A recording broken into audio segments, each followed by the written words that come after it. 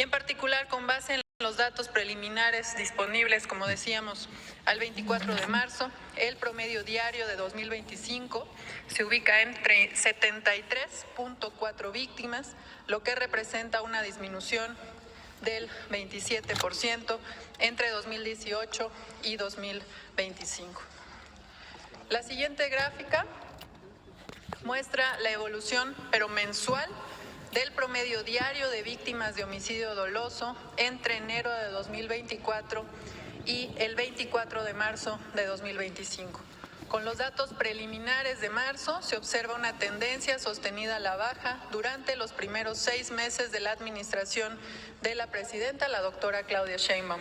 Como se ve en la gráfica, en septiembre de 2024, el promedio diario de homicidios era de 86.9 y en lo que va de marzo este promedio es de 67.4 víctimas diarias, lo que significaría una reducción del 22.4% de forma preliminar.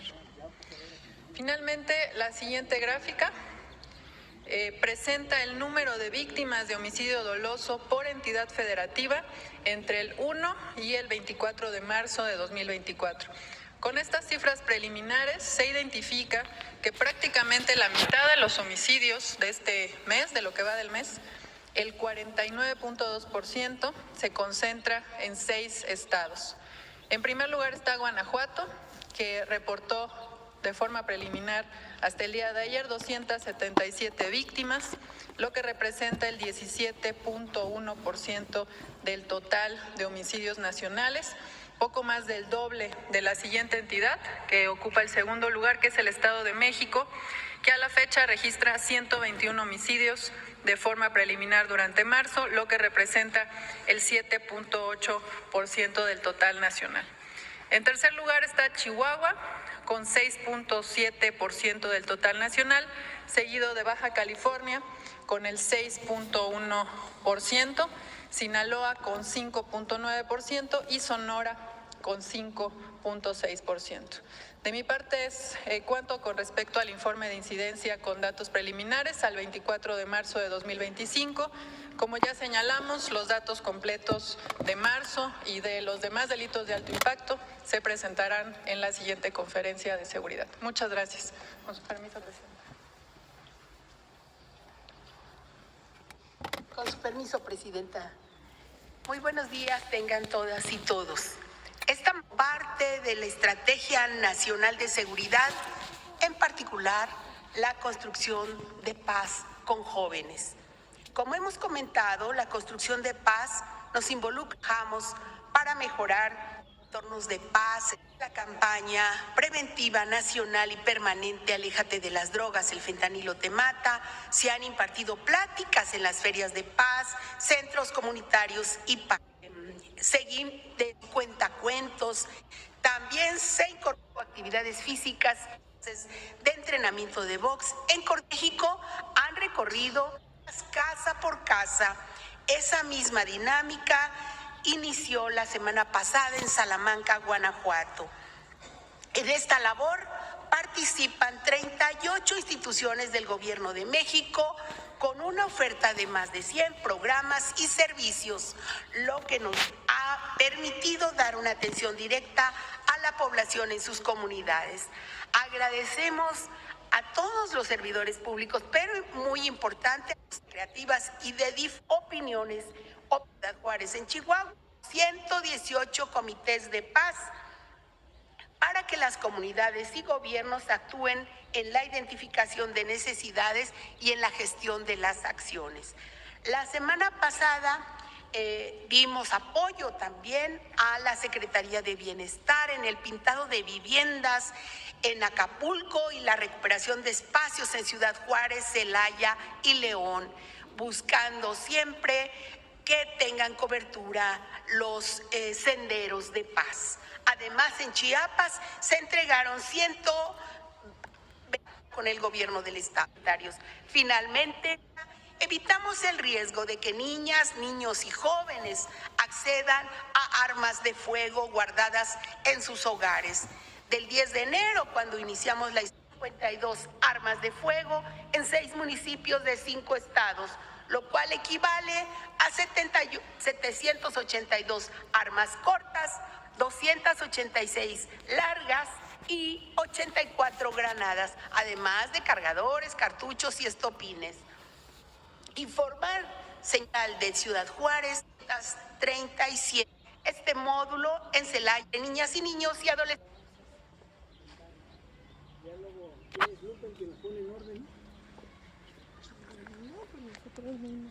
Muy buenos días. Hoy informaremos los resultados obtenidos por las mujeres y los hombres que integran las instituciones del Gabinete de Seguridad: Secretaría de la Defensa Nacional, Secretaría de Marina, Fiscalía General de la República, Secretaría de Seguridad y Protección Ciudadana, Guardia Nacional y el Centro Nacional de Inteligencia. También agradecemos la importante colaboración de la Secretaría de Gobernación para las acciones de atención a las causas y desarme voluntario. Del 1 de octubre del 2024 al 23 de marzo del 2025 se obtuvieron los siguientes resultados.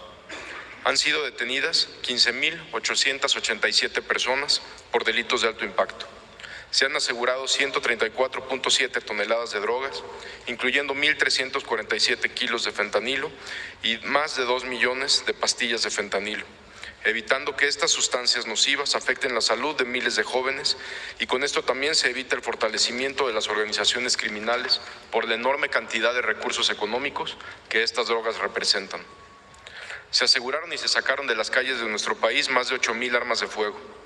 Para combatir la producción de drogas sintéticas, en 17 estados de la República se han desarticulado y desmantelado 644 laboratorios clandestinos y áreas de concentración para la elaboración de metanfetaminas. En estas acciones se han asegurado casi 900,000 litros y 216,280 kilos de sustancias químicas, 504 reactores de síntesis orgánica, 322 condensadores, 124 destiladores. Con esto se evita la producción de millones de dosis de metanfetamina. En representación del Gabinete de Seguridad, a continuación mencionaré algunas acciones relevantes de las últimas 2 semanas. En costas de Baja California Sur, elementos de la Secretaría de Marina aseguraron 4.5 toneladas de cocaína. También se detuvo a 4 personas en esta acción, una de ellas de nacionalidad extranjera. Este aseguramiento se suma al total de 31 toneladas de droga asegurados en alta mar, incluido el aseguramiento histórico realizado por la Secretaría de Marina de 8 toneladas en octubre del 2024. En días pasados, en una operación encabezada por el Ejército Mexicano, se detuvieron a 4 personas en posesión de 2 lanzacohetes, 2 bazucas, 5 ametralladoras, 5 fusiles Barrett calibre 50, 34 armas largas, 16 granadas, 8 armas cortas, más de 1,000 cargadores, 80 kilos de cocaína, 51 millones de pesos y 40 vehículos. En Ixtlán del Río, Nayarit, se detuvo a Jonathan N., jefe de plaza en Tepic, a quien le aseguraron un arma larga, un arma corta, más de 1,500 pastillas de fentanilo, cuyo costo asciende a más de 600,000 pesos. También en el Marqués, Querétaro, la Guardia Nacional aseguró 26 kilos de fentanilo, cuyo valor asciende a 216 millones de pesos. En el municipio de Teocelo, Veracruz, fue detenido Francisco Javier N., vinculado con diversos delitos como conspiración de crimen organizado y tráfico de extranjeros. Es considerado objetivo prioritario y uno de los 10 prófugos más buscados por el FBI. Trabajaba para una organización criminal que operaba en México, Estados Unidos y El Salvador. En 6 operaciones simultáneas realizadas por la Defensa Nacional, Marina, Fiscalía General de la República, Secretaría de Seguridad y Protección Ciudadana, Guardia Nacional y el Centro Nacional de Inteligencia, en los estados de Querétaro, Guanajuato y Yucatán, fueron detenidas 9 personas, integrantes de una célula delictiva vinculada a un grupo dedicado al secuestro, robo de hidrocarburo, venta de droga, ataques armados y principalmente homicidios en el estado de Guanajuato. Entre los detenidos está José Francisco N., líder de la célula y responsable del ataque al bar Cantaritos en Querétaro, donde perdieron la vida 10 personas. Además, se encargaba de ordenar agresiones a grupos rivales y también en contra de autoridades. También se detuvo a José Remedios N., líder de homicidas de una célula delictiva, identificado por el Centro Nacional de Inteligencia como uno de los principales generadores de violencia de la región de Guanajuato y de Querétaro. La detención de José Francisco N. tiene una gran relevancia, ya que era uno de los principales generadores de violencia en la región. Como lo hemos dicho en otras ocasiones, estamos convencidos que para disminuir la incidencia delictiva hay que detener a quienes cometen los delitos, y esto es una muestra de ello. En Guanajuato, la segunda semana de marzo del 2025 llegó al punto más alto de homicidios, con un promedio diario de 15.16 homicidios. Desde la detención de José Francisco N., alias Alfa 1, se pudo observar una disminución en el promedio diario de homicidios que pasó de 12.7 a 7, lo que representa una reducción de casi el 45%.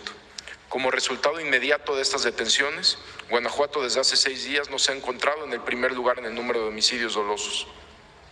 Por instrucciones de la presidenta Claudia Sheinbaum, el día de hoy el general secretario y su servidor nos trasladaremos al estado de Guanajuato para realizar reuniones de trabajo con la gobernadora y su equipo de trabajo para dar seguimiento a las acciones que continúen con la baja de los delitos de alto impacto en la entidad.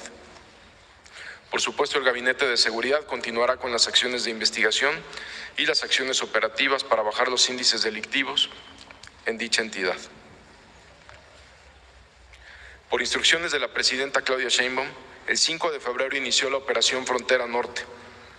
Al 23 de marzo se han realizado los siguientes resultados: la detención de 1.748 personas y el aseguramiento de 1.562 armas de fuego. Se han asegurado 233,000 cartuchos de diversos calibres, 7.884 cargadores, más de 23,000 kilos de drogas, entre las cuales se encuentran 129 kilos de metanfetamina y 129 kilos de fentanilo y casi 1 millón de pastillas de fentanilo, además de 1.431 vehículos y 195 inmuebles. Como parte de este operativo, se han realizado los siguientes aseguramientos y detenciones. En Tecate, Baja California, fueron detenidas 3 personas y se aseguraron 42 kilos de fentanilo y 7 kilos de heroína, con un costo de la droga de 344 millones de pesos. En Mexicali también se aseguró un arma larga, 200,000 pastillas de fentanilo, más 21 kilos de fentanilo. La afectación económica por este aseguramiento es mayor a 250 millones de pesos. En San Fernando, Tamaulipas, se aseguraron 712 kilos de metanfetamina, con un valor de 210 millones de pesos. Queremos informar también que resultado del reforzamiento a la seguridad en el estado de Sinaloa, del 1 de octubre del 2024 al 23 de marzo del 2025, han sido detenidas más de 1,000 personas. Se han asegurado 1.489 armas de fuego y se han asegurado 51,970 kilos de droga, entre ellas 1.118 kilos y 1.133.072 pastillas de fentanilo. También en el estado de Sinaloa se han destruido 68 laboratorios para la elaboración de metanfetamina. Entre las acciones realizadas en esta entidad en los últimos 15 días destacan las siguientes. En el municipio de Culiacán fueron detenidas 2 personas a bordo de un vehículo con 102 kilos de metanfetamina. También en Culiacán fueron detenidas 2 personas, entre ellas un ciudadano estadounidense, quien cuenta con orden de aprehensión en Arizona. Se le aseguraron 2 kilos de metanfetamina, armas largas, cartuchos, cargadores, una granada de mano, chalecos tácticos y un vehículo. En el mismo municipio, resultado de trabajos de investigación de gabinete y campo, se identificó la operación de una célula delictiva relacionada con el trasiego internacional de droga, el trasiego de armas y la construcción de laboratorios de metanfetamina, además de realizar actividades de reclutamiento, secuestro, homicidios y ataques a autoridades y grupos rivales. Derivado de las investigaciones, se realizaron cateos en diferentes puntos de Culiacán, donde fueron detenidos Jesse N. y Juan Carlos N., relacionados con una agresión a una familia que viajaba en un vehículo, donde lamentablemente perdieron la vida 2 menores de edad en el mes de enero. En los inmuebles cateados se aseguraron aproximadamente 40 kilos de droga, precursores químicos, cristal, 6 armas largas, entre ellas un fusil Barrett calibre 50, 4 armas cortas, 6 vehículos, 3 de los cuales eran blindados. También, como informamos el día de ayer, en la Ciudad de México fue detenido José Gregorio N., alias El Astra, responsable del reclutamiento para una organización criminal, quien operaba en Teuchitlán, Jalisco. Su detención permitió identificar el modo en que operaba esta organización para incrementar su capacidad de operación y estado de fuerza. Y esta detención aporta elementos esenciales para el esclarecimiento de los lamentables hechos ocurridos en el rancho Izaguirre. Cabe destacar que en seguimiento a las acciones de patrullaje cibernético que realiza el Gabinete de Seguridad, al momento se han dado de baja 67 cuentas en plataformas que eran utilizadas para realizar el reclutamiento. Muchas gracias.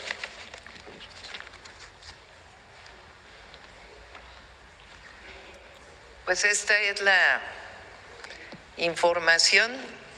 Si me pasan la primera gráfica de homicidios.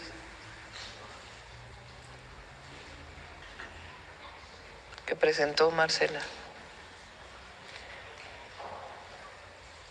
La de mensual, por favor.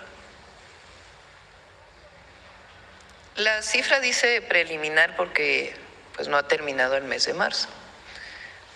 El sistema de seguridad, así se llama, el Sistema Nacional de Seguridad, cierra el mes normalmente unos 10 días después, o cierra los datos del mes 10 días después que termina el mes para poder revisar si hubo algún homicidio de alguna fiscalía que no se reportó. ¿De dónde sale este número? De la información que envían las fiscalías estatales todos los días. De ahí se construye este número que revisamos todos los días en el gabinete. Y es importante destacarlo, aunque sea cifra preliminar de marzo, porque entre septiembre y marzo son 19 homicidios menos diario.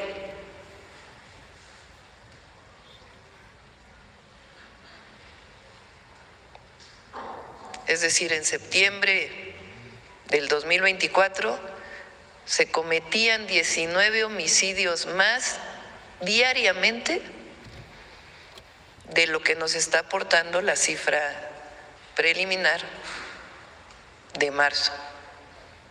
En el siguiente informe del gabinete, pues ya tendremos la cifra cerrada, pero es pues un esfuerzo muy importante de la estrategia de seguridad que estamos siguiendo. Entonces quería resaltar este número muy relevante. Y lo que mencionó el secretario de Guanajuato, por supuesto hay que estar trabajando diario para que no se eleven los homicidios, pero esta detención que se realizó al mismo tiempo en distintos estados para distintas células, por lo menos ha aportado que en esta semana pues hay una disminución significativa en Guanajuato. Es un resultado del Gabinete de Seguridad Nacional. Y el día de hoy pues se traslada el general secretario y el secretario de Seguridad para poder hablar con la gobernadora, su equipo de seguridad, para garantizar que sigan disminuyendo los homicidios en Guanajuato. Bueno, este es el resumen y pasamos a las preguntas. A ver aquí. El video, perdóname. El video, tanto preparan el video con mucho esfuerzo, que es el resultado de Marina Defensa. El gobierno de México continúa obteniendo resultados significativos en el decomiso de drogas, en la incautación de armamento ilícito y en la captura de importantes objetivos generadores de violencia. Desde octubre de 2024 a la fecha, se han incautado hasta el momento un total de 134.5 toneladas de drogas, incluyendo casi 1,5 toneladas y más de 2 millones de pastillas de fentanilo, más de 56 toneladas de metanfetaminas, casi 39 toneladas de cocaína y más de 37 toneladas de marihuana. Lo anterior representa una afectación económica por decomiso de estupefacientes a la delincuencia organizada de 37.896.569.018 pesos. Se han asegurado y destruido 644 laboratorios clandestinos y áreas de concentración para la elaboración de metanfetaminas. También se han asegurado 8.222 armas de fuego, 1.712.534 cartuchos, 747 granadas, 10.477 vehículos y 36 embarcaciones. Se han detenido a 15.887 infractores de la ley, así como importantes objetivos generadores de violencia. Del 24 de febrero al 23 de marzo, entre los más relevantes, José Gregorio N., Jonathan N., Braulio Salvador N., Melina N.,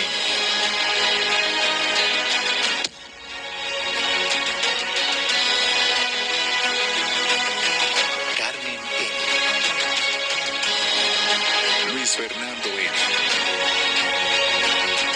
José Roberto N., Rafael N. y Antonio N.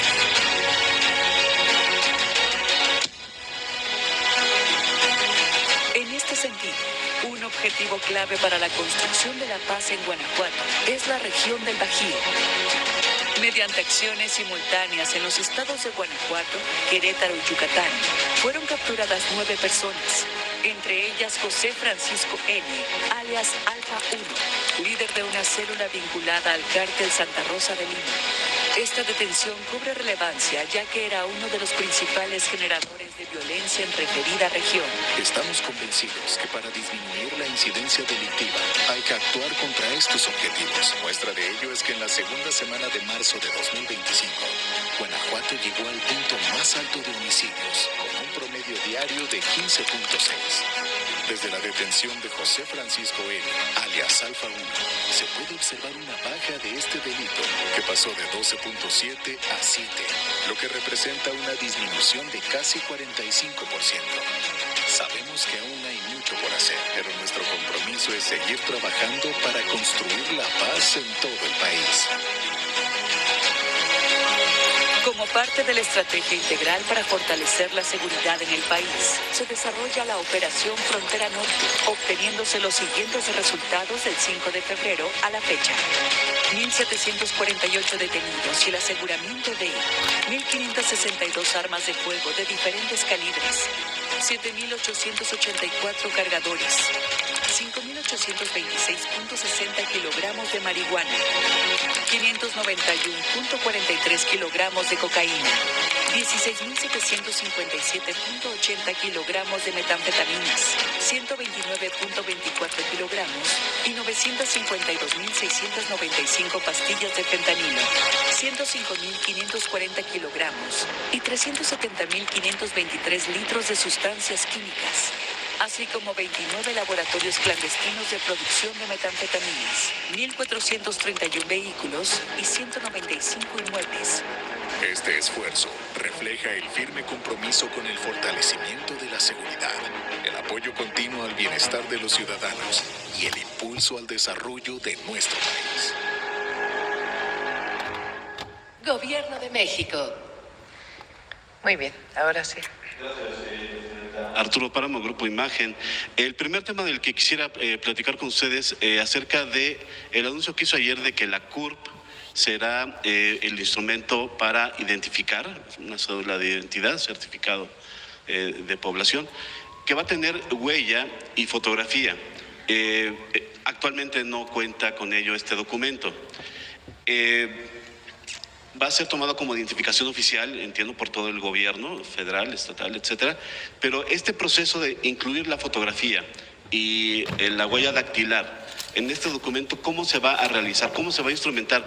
Ahí en la presentación que nos dieron ayer en las leyes, establece que va a haber cooperación con el INE.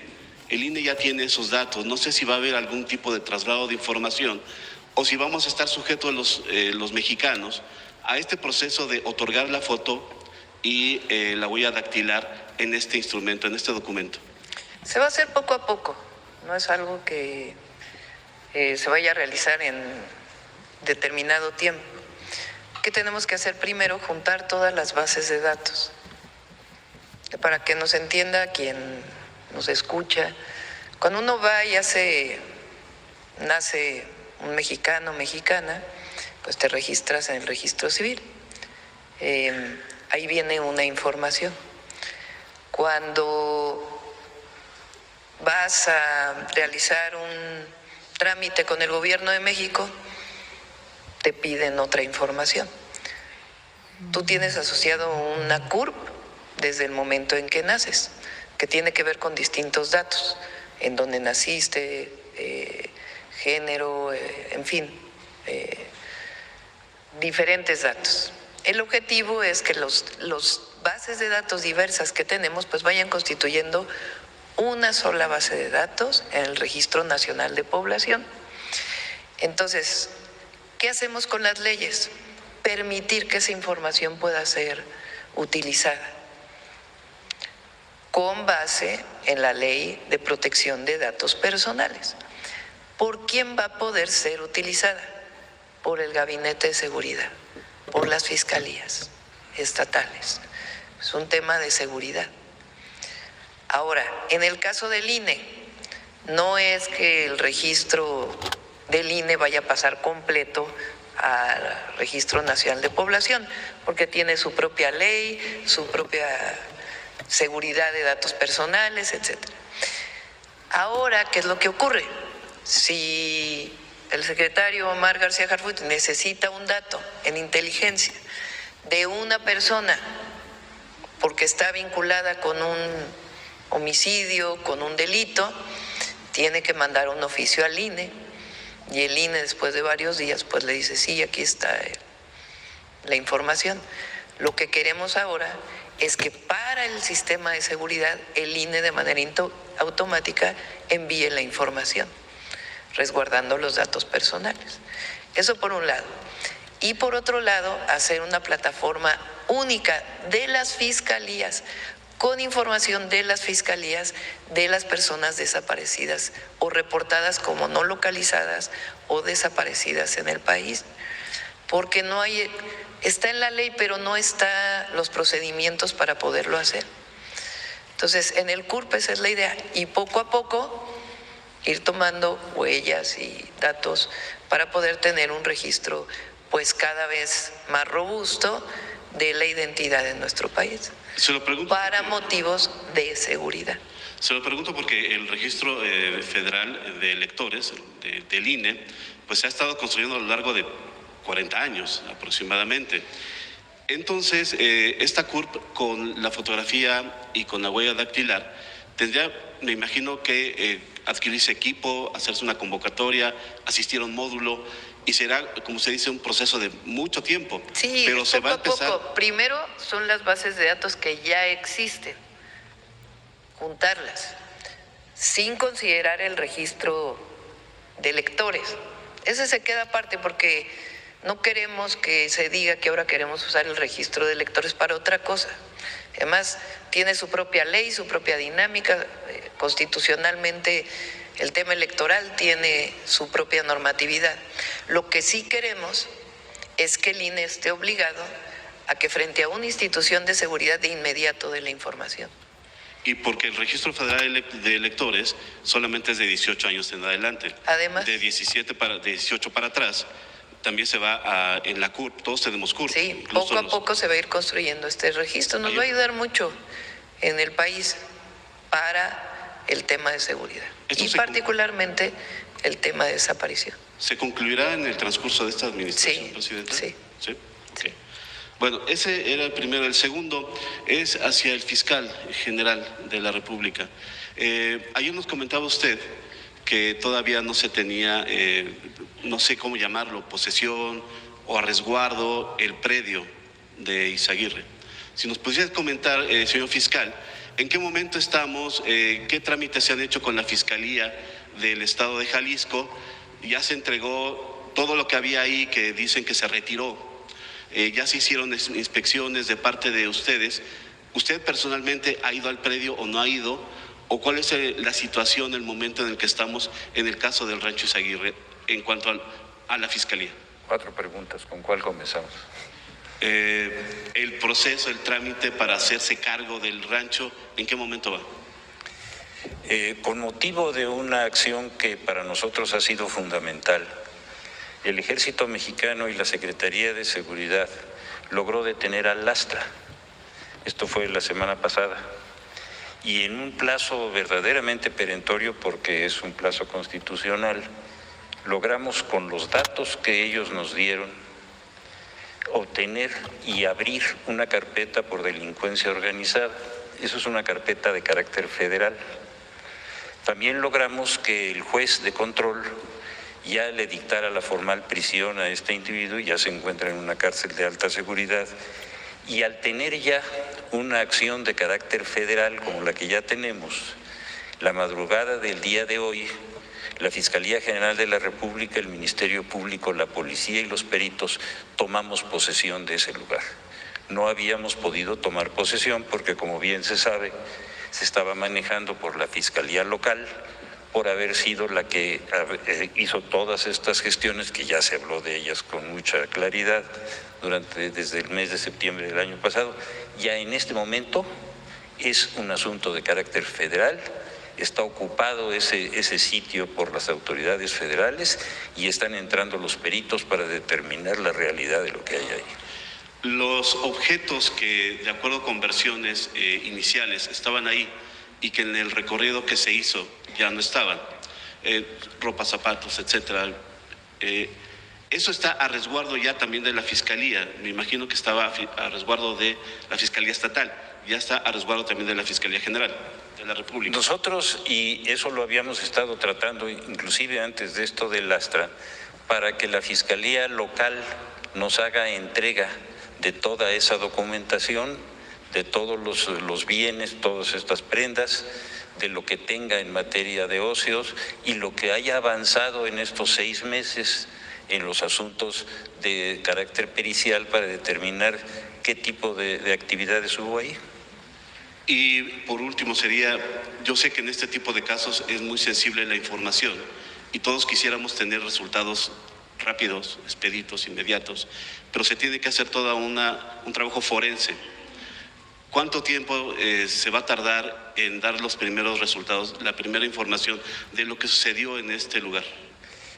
Una de las instrucciones muy claras que les di hoy al área pericial de la Fiscalía es que a partir del momento en que tomen posesión, que lo están haciendo ahora, yo creo que el día de hoy nos deben de dar un plazo específico, claro, por días, de qué es lo que nos van a informar pericialmente, en qué forma nos los van a dar. Yo creo que vamos a estar obteniendo de manera secuencial datos que nosotros debemos de hacerlos públicos, porque ese es uno de los problemas más serios que tiene ese lugar. Por último, ahora sí, perdón.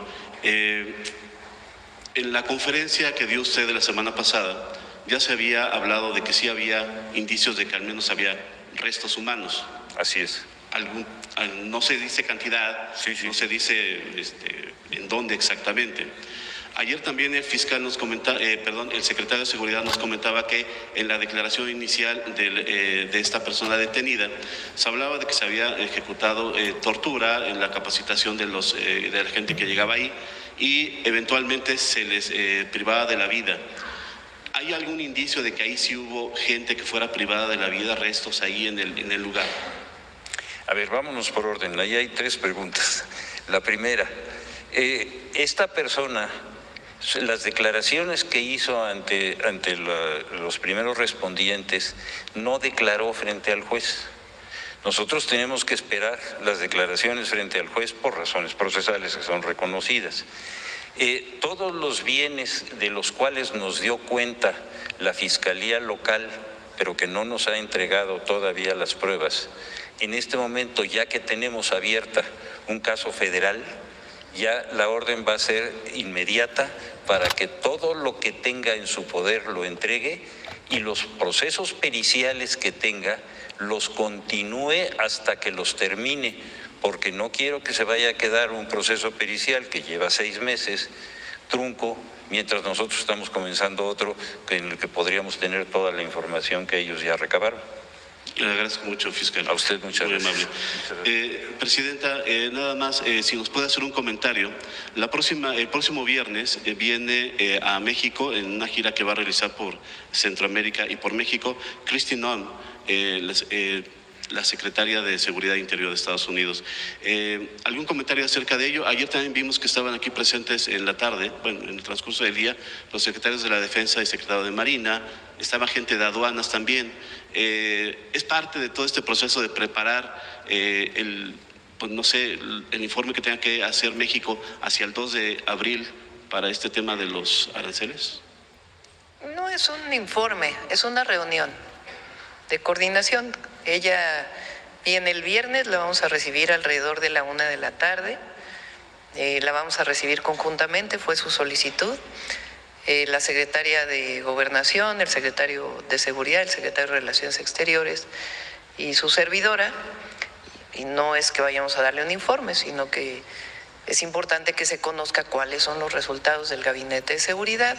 Si recuerdan, acordamos una serie de acciones conjuntas en una reunión que hubo en Washington, donde estuvo el secretario de Marina, de la Defensa, el secretario de Relaciones Exteriores y el propio fiscal.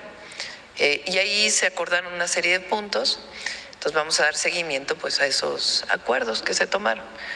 Entonces aquí la vamos a recibir y vamos a estar en este proceso de coordinación. No tiene ya que ver con el tema de los aranceles, es darle seguimiento a los acuerdos que tomamos en materia de seguridad. La reunión que tuvimos con responsables de la Defensa y Marina es un trabajo que estamos haciendo para fortalecer aduanas y la recaudación de las aduanas. Entonces, estamos trabajando conjuntamente para fortalecer ese trabajo. Muchas gracias. Sí. A ver, por acá estabas desde ayer. Buenos días, Presidenta. Rodrigo Muñoz de NX Noticias. Justamente en el tema de Estados Unidos, el día de ayer el presidente Donald Trump comenta que habría algunas excepciones a los aranceles que podrían ser impuestos a principios del próximo mes.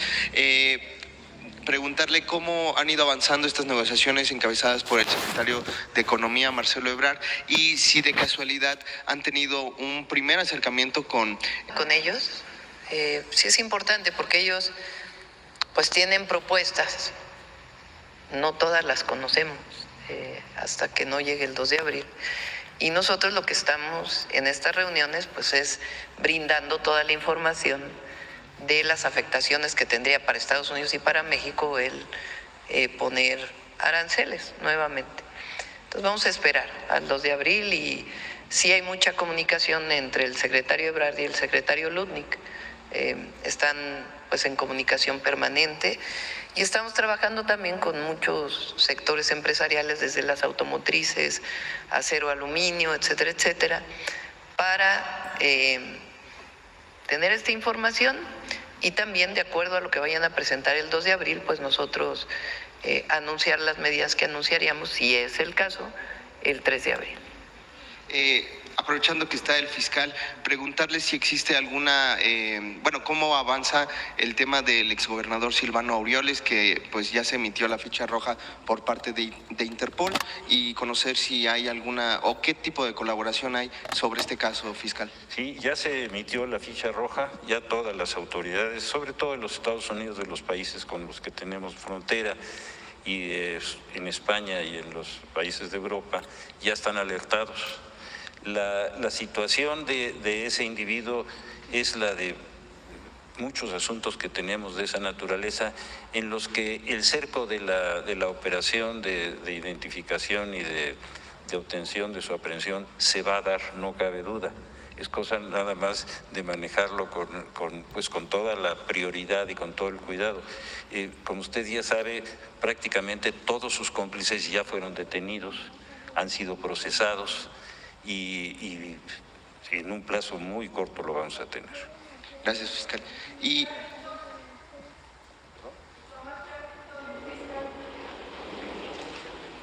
Tomás Yarrington todavía está en los Estados Unidos.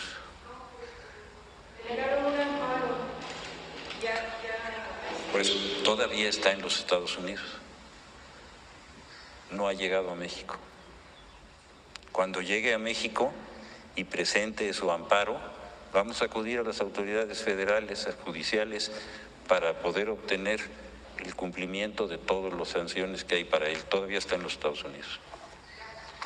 Presidente, si me permite, la última pregunta para el secretario Omar García Harfuch. Si la estrategia, esta reunión que va a sostener con las autoridades estatales de Guanajuato se parece a las reuniones que tuvo en Tabasco, y cómo le fue ahí, y ahora cómo pretende establecer este sistema ahí en Guanajuato. Gracias.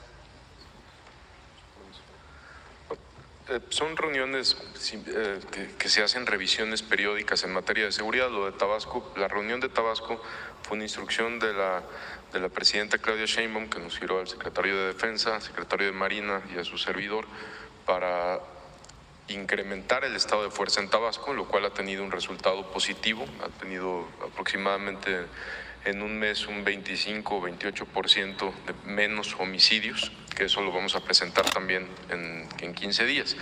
Y esta reunión de Guanajuato, pues derivado de estas detenciones que se realizaron en esta semana y la semana pasada, más las que se planean hacer, pues también la presidenta nos instruyó tener esta reunión con el gobierno de Guanajuato con la finalidad de incrementar las operaciones, revisar la estrategia de seguridad y ver sobre todo en qué podemos apoyar como federación al Estado. Gracias, secretario. Gracias, presidente. A ver aquí. Gracias, presidenta. Julián Mazoy, de SDP Noticias, un gusto estar acá. Y buenos días a todos, compañeros también. Presidenta, la primera de seguimiento acerca de este asunto de la CURP. Entiendo que es un proceso y va largo, pero saber si va a haber una credencialización física eventualmente o si es más bien sostener el número, los dígitos y letras que implica la CURP para que exista esta base de datos, o si eventualmente sí se planea credencializar al país. Se está revisando lo de la credencialización. Por lo pronto es la identidad de la persona, que es lo más importante, que como saben hoy, cuando hay una base de datos digital, pues nos permite hacer muchos cruces de información, particularmente al Gabinete de Seguridad, a las fiscalías, pues que le permitan dar mucho más rápido, sea con una víctima o con un presunto delincuente. Bien, sí, perfecto. Y presidenta, pues este fin de semana se inauguró, usted estuvo presente ahí en Hidalgo, se inauguró ya la construcción del tren México-Pachuca, que implica pues una construcción de mucho más que solamente eso. Es la primera parte de un plan muy amplio que usted ha presentado. Dentro de ello mismo, pues vi la transmisión y no pude evitar, presidenta, recordar una rueda de prensa que dio usted en la transición, en su casa de transición en Iztapalapa, donde estoy presente, y a pregunta de una reportera periodista internacional, entiendo que venezolana, le preguntó, presidenta, presidenta electa en ese momento, ¿cuál va a ser el sello de su gobierno?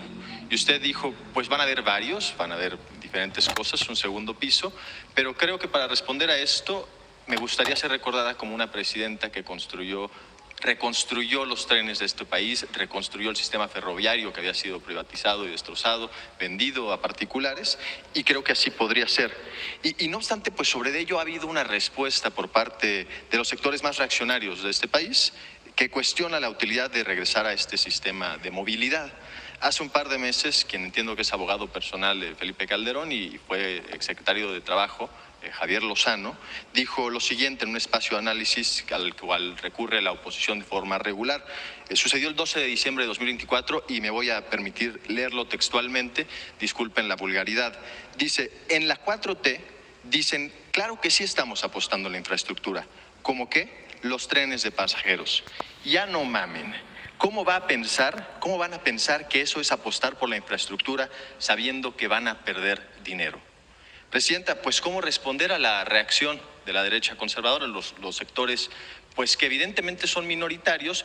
Los ferrocarriles, la reconstrucción del sistema ferroviario es una medida muy popular. En esa misma rueda de prensa a la que hago referencia, usted decía que era parte de su proyecto porque la gente en las giras que hizo por el país durante la transición le decía que deseaban y que pues recordaban con un afecto particular el sistema ferroviario, y no obstante, pues sí, la reacción conservadora, a pesar de ser pues un sector minoritario tienen una sobrerepresentación en espacios mediáticos y va a haber que hacer frente a los argumentos que siempre se presentan, contraargumentos, pues que los trenes son de los años 60, que hay un impacto ecológico, que no son viables económicamente, que pues hay medios de transportes más eficientes.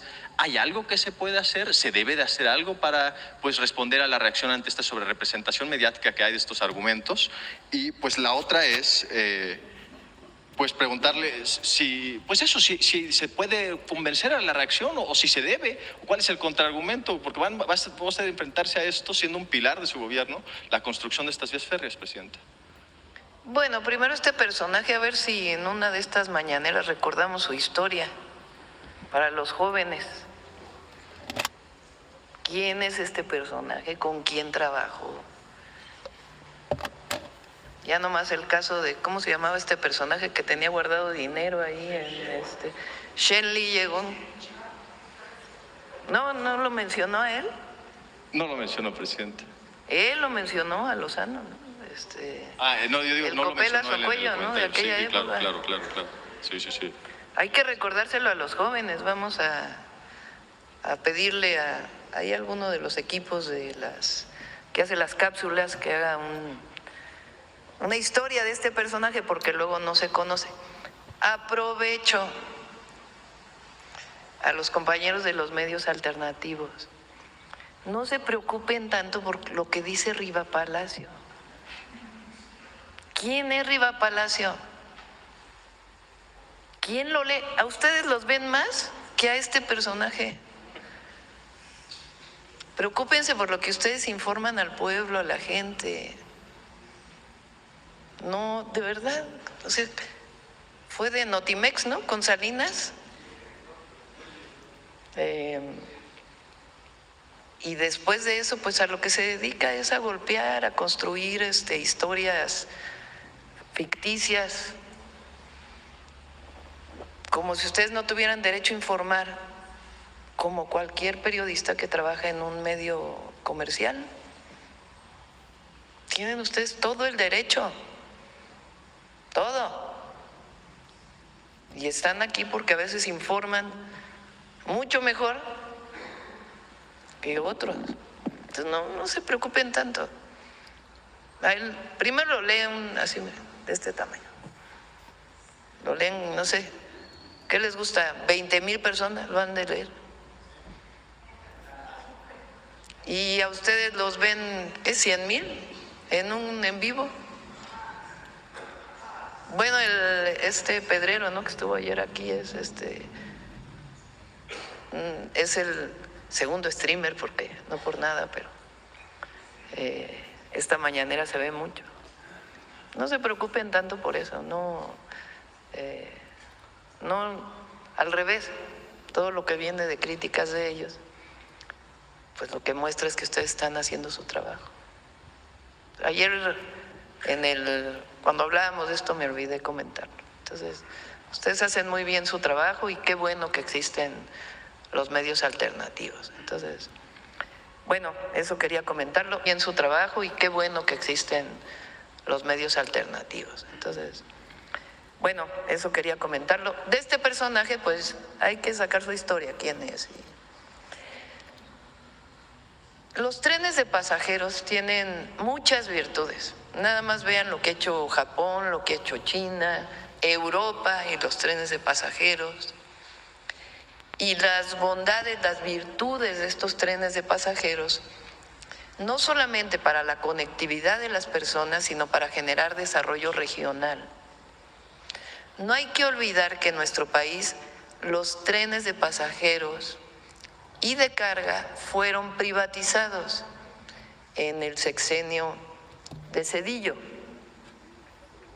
No hay que olvidar que Zedillo se fue a trabajar después de haber privatizado a una de las empresas a las que les dio el beneficio de la privatización. El presidente López Obrador recuperó los trenes de pasajeros, particularmente el Tren Maya y el interoceánico, que ambos serán, bueno, el interoceánico ya es de carga y el Tren Maya va a ser de carga, porque es la forma más eficiente de transporte. Nada más pongan, ahora hemos estado en los puertos, sale un contenedor de Manzanillo, entra un tráiler. ¿Cuántos contenedores le caben al tráiler? 2. La gasolina o el diésel que utiliza este tráiler. Cuando va el tren, pues lleva, no sé cuántos, a ver si Andrés nos dice, por lo menos 50 contenedores, ahorrando diésel, haciendo más eficiente el traslado. Para la carga y para los pasajeros, recupera además la movilidad de muchas poblaciones que cuando se acabaron los trenes en el país, dejaron de vivir alrededor de la economía que genera el paso de un tren. Entonces, imaginen, hay muchísima movilidad de personas que viven en Pachuca y vienen a trabajar a la ciudad o viceversa. Pues ya no van a utilizar un transporte, un camión o un autobús, sino que ahora van a utilizar el tren a precios accesibles. Claro, ellos están en contra de que el Estado recupere algunas de sus funciones que durante el neoliberalismo le quitaron. Es ideológico y además, bueno, escuchen nada más el tipo de cosas que dice.